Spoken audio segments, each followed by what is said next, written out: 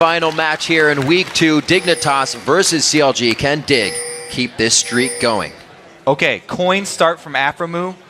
I have to just, my gut feeling is we're looking for a 2 versus 1 swap because, man, it would be dangerous to go with a coin versus and a Vayne in your lane, 2 versus 2. They may just have so much confidence though. This lane, Doublelift and Afromu, have been very outspoken about how much confidence they have in laning. Yeah, never yell at each other. Even with combos like this, like Vayne and Alistar. Just without starting a Dorans though, that is a lot of, you know, early dueling power that's going to be in the favor of Dignitas. So no sweepers on the supports coming in through this game. And again, this line of scrimmage being set up. Always they're lining up bottom here. This is I want to keep an eye on the Doublelift Afromu early and see how they pull this off. Because if they do get real far behind in CS, we've seen how Draven snowballs so well. I think that jungle pressure is going to be a huge thing in this bottom lane. So we'll have to keep an eye on the junglers as well. Maybe they'll both start topside and make their early moves down bottom. Link has spent a disproportionate amount of time in the bottom lane as opposed to the others. You know, a lot of times just waiting in the bush. On Elise, he's going to have to take action though and get them rolling early. Ooh, Doublelift heading towards the top side here. There's the swap-a-roni. Yeah, it looks like they are going to get the swap. Draven versus Vayne, that's a pretty painful lane if they're able to get a good catch onto Doublelift, so they're playing it safe. That's why I was kind of boggled by the start there. You're starting coin on a Vayne Alistar lane. Dangerous. I think fans and CLG alike enjoy this Doublelift start on Vayne. We're going to see him try to carry into the late game. He still has a smite. He didn't smite early, though, so he should be able to get it. Getting a bit of that. Yes. All right. I was going to say he gets the resources in. Blue buff now onto Fiddlesticks, who does go for the Doran's Ring start. I mean, if you're CLG, you have to try that strategy. It works. If you break Fiddle. Afromu went in there and auto-attack stole a blue buff. They won a game off of that. So even if the chance is low here, might as well try it again. Yeah. Crumbs might smite early like Dominate did in that game. Kiwi Kid wants to answer. Kiwi Kid's really, he actually went Flay first as well. He wanted the extra damage. He said, I've seen this before. Monkey see, monkey do. Link instant flash right He has there. the chance, though. The smite flash. is coming up. Oh, he'll have it in time. Okay. It was down for a second. The 2 vs 2, they're losing it, though. It is. Lincoln pushed out of this one. He's completely out of mana. Yen flashing over the wall. Amazing play by Day. And it's at half-life. They can actually finish this one off because Link is already backed off. You know, he's got smite, but no vision in there. Crumbs just waddles over from the other side of the map. They're going to get another one. All right, refresh that blue on Fiddle. Amazing start here. One of the weaknesses of Fiddle jungle. They're going to have to Mad Life that sucker. Make him change targets. I don't know if they can have it. It's good lifesteal going back onto Crumbs through that drain. Kiwi Kid is going back. They're getting the micro on this damage quite well. Little bit of movement coming in. That's only going to be maybe a ward placed by Hotshot, but I think this is going to be a level 1 Dragon. The Dragon has lost its mind. It knows no Dignitas member to attack. They finally do take it out, but Cruiser... All right. Let's give them their moment here. Dragon taking the early Dragon, not worth that much. Cruiser has sacrificed minion waves at the turret, though. Yeah, we have to look at those CS leads now. 20 CS to the 5 of Draven. That money is there, but it could be hard for them to come back if anything goes wrong. And they're actually even sending more units top, more champions, excuse me. Link is going up there. To help out with the turret taking. And Elise, one of the best junglers at taking turrets. I've said so many times, but the ranged champion form, she can use it when there's a champion there to defend it.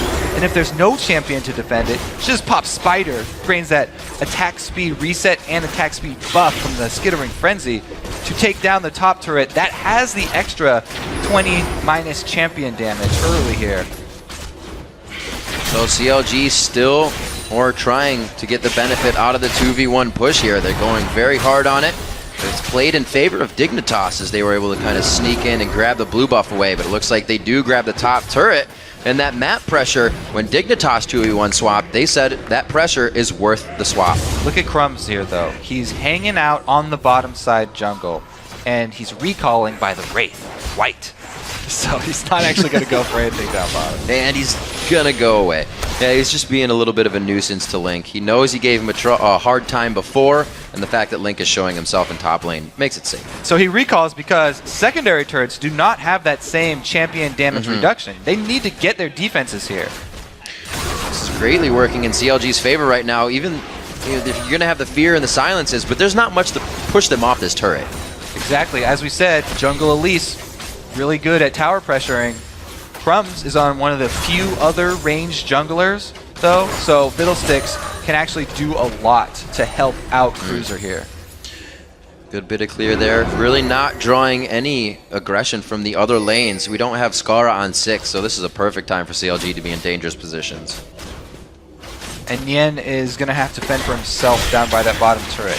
Going teleport with the Mundo, though, does mean that he can take some harass early to get extra minion waves cleared out, and then teleport back into lane to try and save the turrets.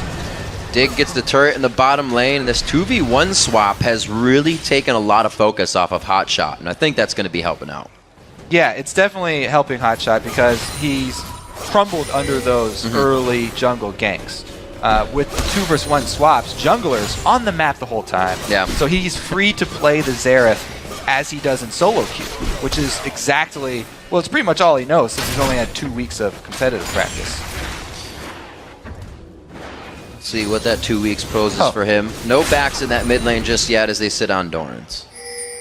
Crumb's trying to lifesteal off the cannon minion there, and Cruiser says no. Level 6 for Skara. I thought he might be backing, but there's no low health bars really anywhere around except for his. So being at half versus a post-level 6 Xerath is a dangerous proposition.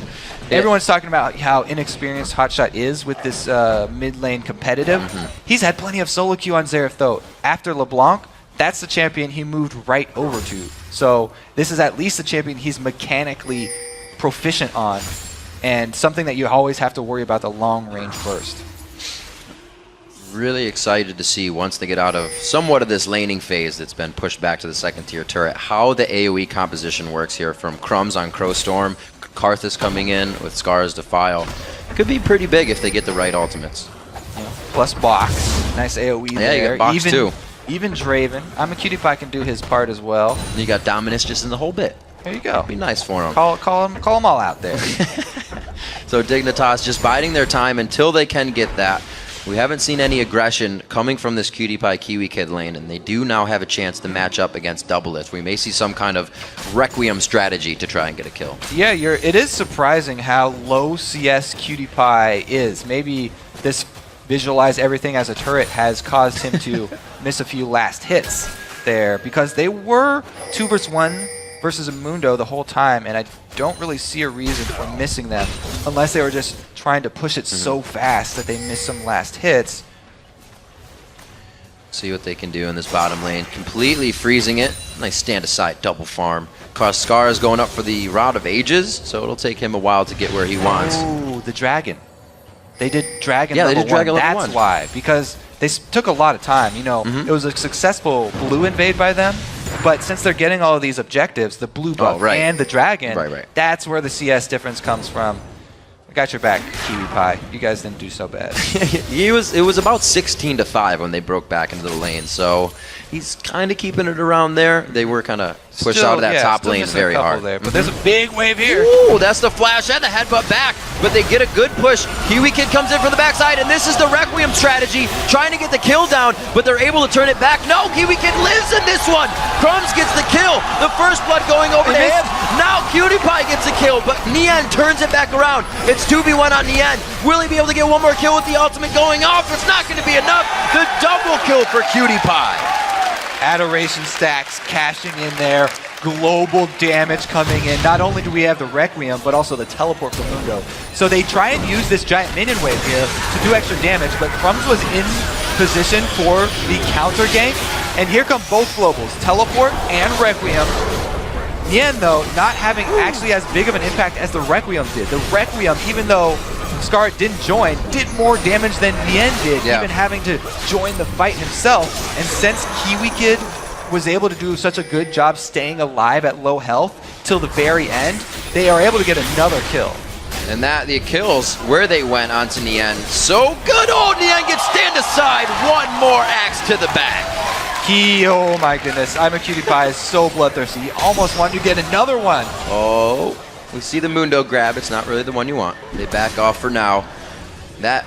Prumps found another target. Oh my word, Aphromoo, not very tanky just yet. And he still actually isn't building any tank. Doesn't like to go for the Sightstone right away.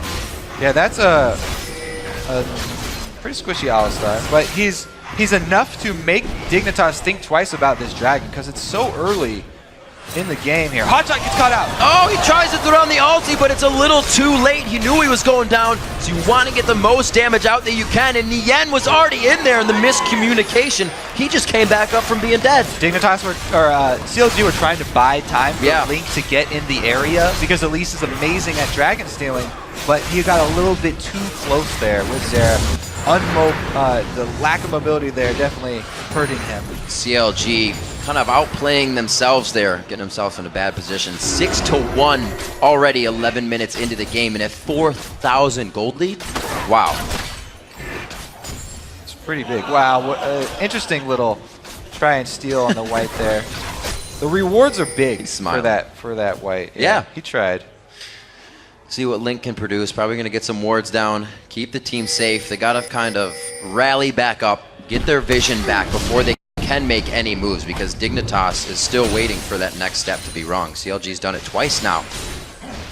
They definitely need to get more ward coverage bottom side if that's where they're going to have double lift farming, because Dignitas and every other team in North America know that double lift is the large carry that CLG count on, and they will focus their resources down there, as we saw the globals and everything coming in.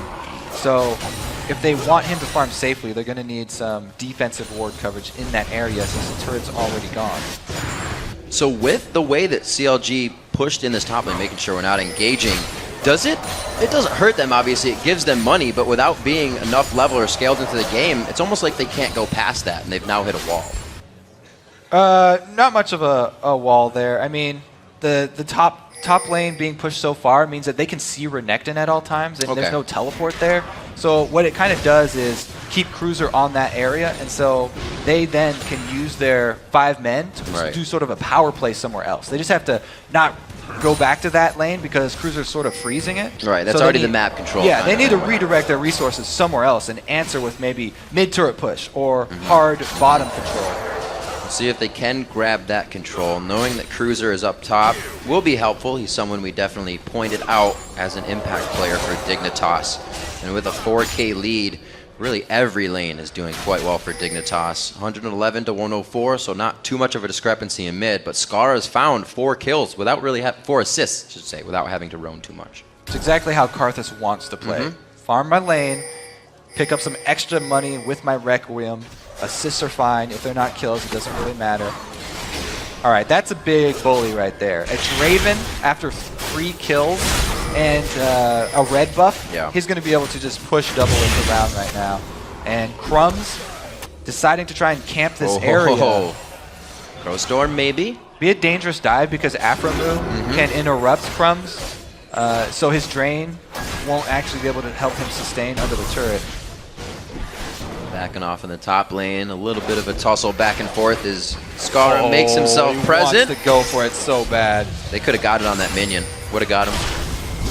The turret goes down though. They grab 2-1 in favor of themselves, and it is going to be pretty much mirrored on either side of the map now with that top and bottom turret being down. If they can grab it, the gold lead stretches that much more. Right now they're doing a great job at guarding this second tier turret and top. So Dig have been able to keep up the secondary turret, because, you know, Karthus does have very safe long-range wave clear. They lost the blue buff, but Dignitas answered on the other side, and Dignitas got the turret.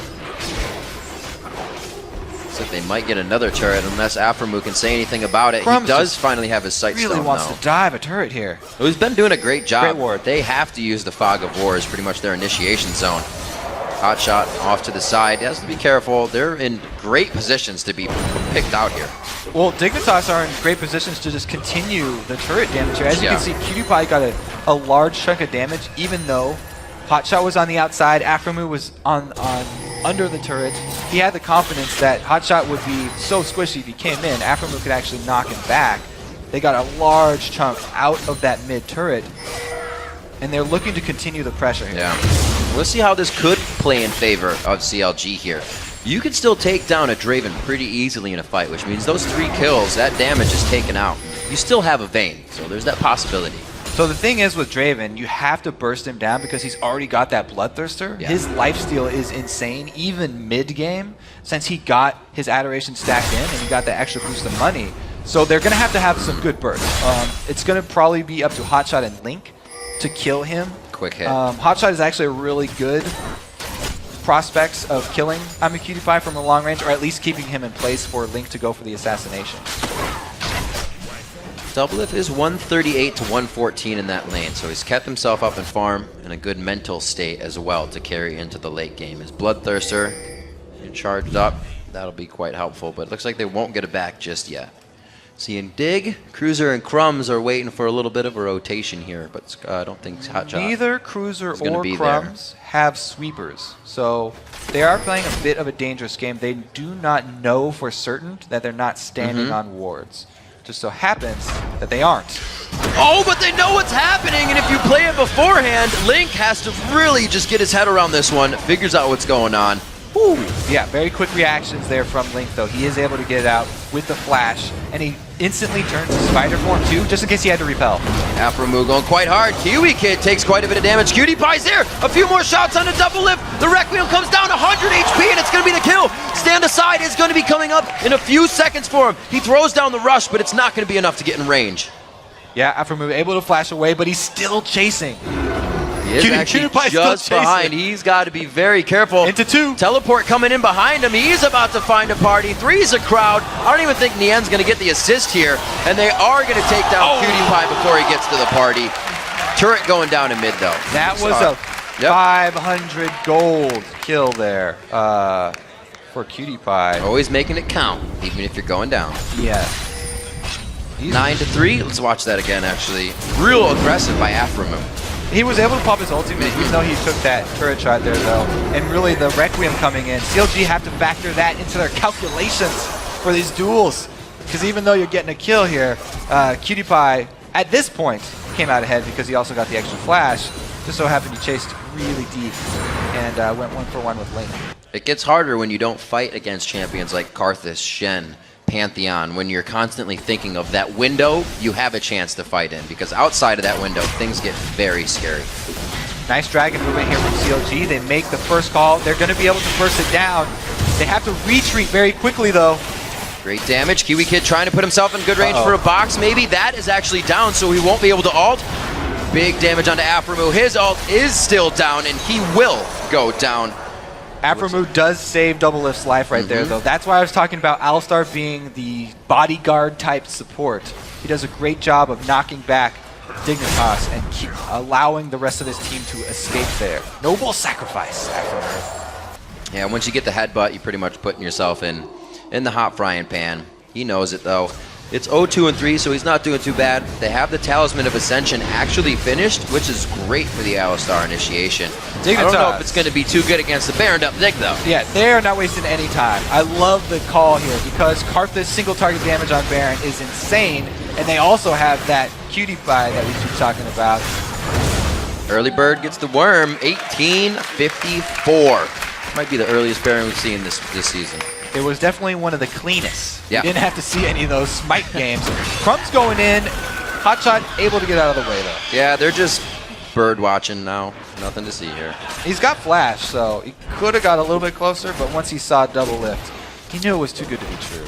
This is where Vayne really comes into play, especially when you don't have any champions to defend a turret. Vayne will crush it down. You can see mid being taken down now, but Dignitas is also trying to answer on the top side of the map. 4 men, and those 4 men are baroned up here. So what they've done is call for Skara to stop the pushes here from CLG, since he can at least add some damage if the rest of the team gets caught. They're so far ahead right now that even a 4 vs 5 initiation from CLG would have its cost. There are some scary costs, because they still have to consider that Skara finished that Rabadon's already, along with the Rod of Ages that is charging up. and there's not a whole lot of magic resistance on everyone. We see the Negatron Cloak coming into Link and the Athene's Unholy Grail, but that Requiem is going to hurt right now. Yeah, there's only 3 more minutes left on that Rod of Ages for charging, so it's almost at the full power here. And Skara has been biding his time. Now he's hit a huge power spike, and their team fighting ability just went through the roof. We've already seen how they can control the objectives. Now, it's up to them to start sieging in because they've taken everything. Dragon's up, Dragon's down, Baron's down, all the outer turrets are down. And we have seen the fiddle in the jungle. Nintendo Dex did it last season. It was a little bit more of a tank fiddle, but Crumbs has been talking about damage junglers, and that's exactly what he's building on fiddles, damage. Yeah, going heavy damage on fiddle, looking for the surprise factor there. And the aerial effect magic coupled with Karthus is going to be more than enough to get CLG into defensive maneuvers so that they won't be able to just focus him down. I like this. Feels like a very old school Dignitas composition. They're going back to their roots here, and they're looking to make it a 5-game winning streak. You know, they really went on a very similar path last season. Hotshot is in a very good spot. Very good spot. That's exactly what they're looking for. That big range puts Scar down to 400 HP. The Requiem is going off. Pretty much an initiation on this fight, and for good pressure on that turret. Almost combined with Cutie Pie's ultimate. That was great. That was so much damage, though. It's going to be hard for them to defend the turret any further. Crowstorm always got to flash in, but the damage is going to connect. Doublelift is forced to watch on the outside. There's no way a Vayne can run into this composition. It's being played so well by Dignitas. They're in the base at 21 minutes and shredding down inhibitors and the members of CLG. Dignitas are just wrecking this game. It's only 21 minutes in, and they've taken the first inhibitor turret. They're giving CLG a bit of their own medicine, like you said, but with the kills this time. They're being very methodical and racking up those kills along the way. And who's the one actually getting the killing blows? None other than Cutie Pie. Once again, he's not just a Jinx player. You gotta remember, Skara says, man, I hate it when Cutie Pie carries every game. But he's gonna start doing it a lot more. He's gotten his Jinx, didn't even have to use it this game. He gets Draven and produces like results. He's definitely at the power spike, though. So if CLG can turtle it out to everyone having 6 items, then they'll even it out. But that was a good attempt here by CLG because Hotshot, like we said, he was in that little corner of the Fog of War. He could pull out that long-range attempt. Link just barely surviving. Everyone's so low now. You can't even stay close to the turret at this point. Hotshot just waiting.